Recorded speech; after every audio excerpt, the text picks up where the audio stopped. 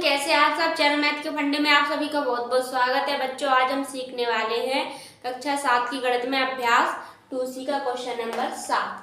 ठीक है बच्चों, क्वेश्चन नंबर 6 तक हमने कंप्लीट कर लिए हैं। अब हम करेंगे क्वेश्चन नंबर 7। तो बच्चों आइए समझेंगे क्या कहा गया क्वेश्चन नंबर 7 में। क्वेश्चन नंबर 7 में कहा गया बच्चों 512/729 512/729 को घन रूप में व्यक्त कीजिए। ठीक है बच्चों, जस्ट इसके पहले जो हमने क्वेश्चन नंबर 6 किया है उसमें क्या वर्ग रूप में व्यक्त करना था, इसमें घन रूप में। वर्ग का मतलब क्या होता है बच्चों, 2 गुणा 2, किसी संख्या का उसी संख्या में क्या 2 बार गुणा। ठीक है, घन का मतलब क्या रहता है, ऐसे मान के लो संख्या 3 है, 3 का क्या 3 में ही क्या 3 बार गुणा। ठीक है, ठीक है, तो हमको क्या करना है बच्चों, वर्ग रूप में तो हमने लिख लिया, अब घन रूप में लिखना है। तो हम 712 को घन रूप में कैसे लिखेंगे। ठीक है, आइए बच्चों समझते हैं। सबसे पहले क्या लिख लेंगे यहाँ पे हल।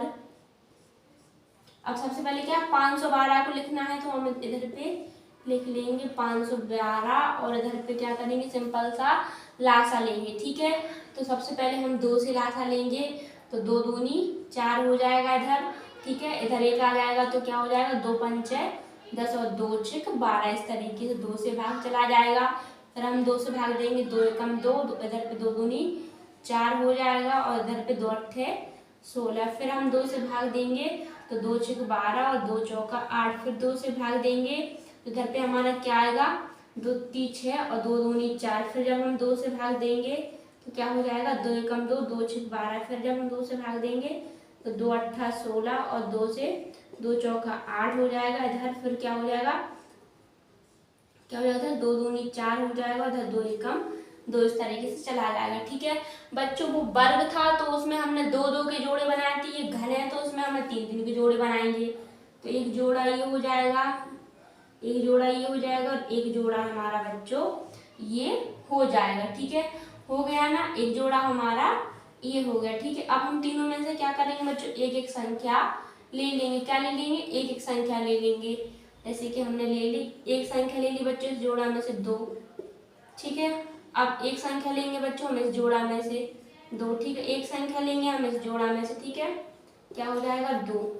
ठीक है, तो अब हमें क्या करना है, इनको गुणा करवाना है आपस में। 2 दूनी 4 और 4 दूनी 8।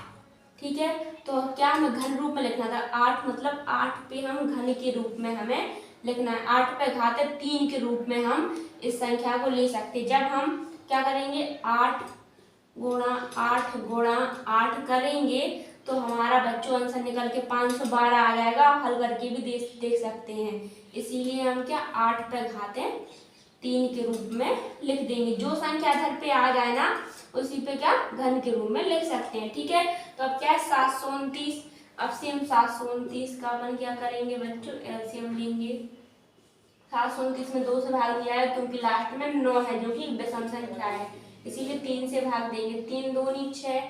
ठीक है, फिर इधर पे क्या हो जाएगा 3 चौके 12 हो जाएगा, 3 तिरका 9। इस तरीके से हो जाएगा। फिर हम 3 से भाग देंगे तो 13 अट्ठा 24 हो जाएगा, 3 एकम 3 हो जाएंगे। ठीक है बच्चों, फिर हम 3 से भाग देंगे तो 3 दूनी 6 हो जाएगा और 3 7 21। फिर हम 3 से भाग देंगे तो 3 हम 27 हो जाएगा। फिर हम 3 से भाग देंगे, 3 तिरका 9 हो जाएगा। फिर हम 3 से भाग देंगे, 3 एकम 3।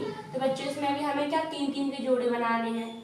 एक 3 का जोड़ा ये बन गया, एक 3 का जोड़ा ये बन गया। अब इस जोड़े में से भी एक 3 ले लेंगे बच्चों, इस जोड़े में से भी हम एक 3 ले लेंगे। हमारा हल करने पे क्या आएगा 9। ठीक है, तो जब हम 9 गुणा 9 कितनी बार करेंगे 3 बार, तो हमारा आंसर निकल के क्या आ जाएगा 729।